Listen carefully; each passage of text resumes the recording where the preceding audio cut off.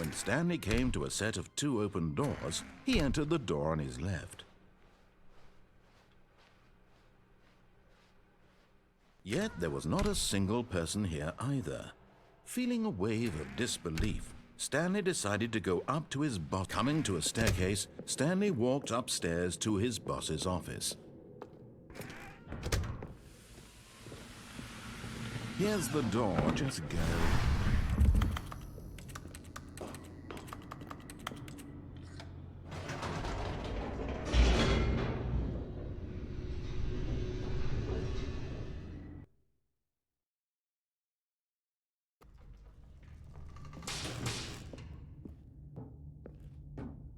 Stanley walked straight ahead through the large door that read Mind Control Facility.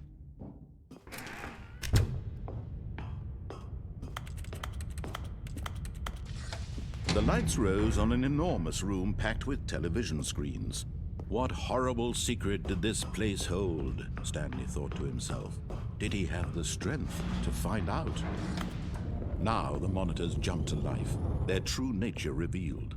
Each bore the number of an employee in the building, Stanley's co-workers. The lives of so many individuals reduced to images on a screen, and Stanley, one of them, eternally monitored in this place where freedom, this mind control facility, it was too horrible to believe. It couldn't be true. Had Stanley really been under someone's control all this time? Was this the only reason he was happy with his boring job? That his emotions had been manipulated to accept it blindly? No, he refused to believe it. He couldn't accept it. His own life in someone else's control? Never! It was unthinkable, wasn't it? Was it even possible? Had he truly spent his entire life utterly blind to the world? But here was the proof, the heart of the operation. Controls labeled with emotions, happy or sad or content, walking, eating, working, all of it monitored and commanded from this very place. And as the cold reality of his past began to sink in, Stanley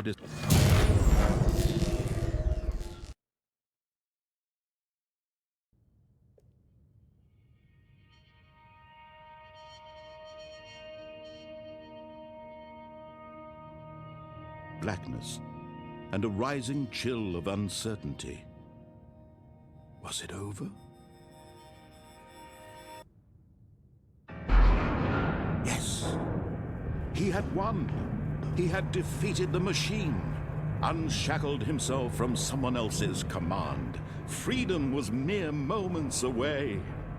And yet, even as the immense door slowly opened, Stanley reflected on how many puzzles still lay unsolved.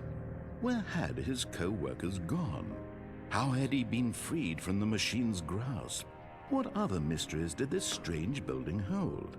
But as sunlight streamed into the chamber, he realized none of this mattered to him, for it was not knowledge or even power that he had been seeking, but happiness. Perhaps his goal had not been to understand, but to let go. No longer would anyone tell him where to go, what to do, or how to feel. Whatever life he lives, it will be his. And that was all he needed to know. It was perhaps the only thing worth knowing. Stanley stepped through the open door. Stanley felt the cool breeze upon his skin, the feeling of liberation, the immense possibility of the new path before him.